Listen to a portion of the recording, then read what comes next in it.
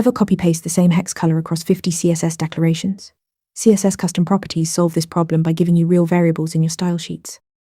CSS custom properties are variables you define with a double dash prefix. For example, -- primary color. You typically declare them on the root pseudo class to make them available globally across your entire style sheet. The syntax is simple.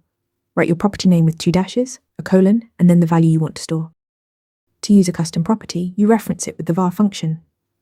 Just write var, open parenthesis, your property name, close parenthesis. The browser will substitute the stored value wherever you use it. This means you can change one variable definition and instantly update every element that references it. Custom properties follow scoping rules.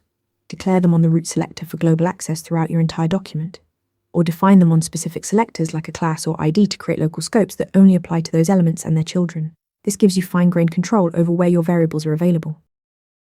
Here's the powerful part. Custom properties inherit through the cascade. When you set a custom property on a parent element, all child elements automatically inherit that value. You can also override inherited values by redefining the property on a child selector, creating a natural hierarchy of fallback values. CSS custom properties are reusable variables defined with double dashes, accessed with var, and inherited through the cascade. Master them to write cleaner, more maintainable style sheets. Practice makes perfect. Try them in your next project. Want to nail questions like this in your next interview? Interview Mentor gives you hands-on practice with real questions.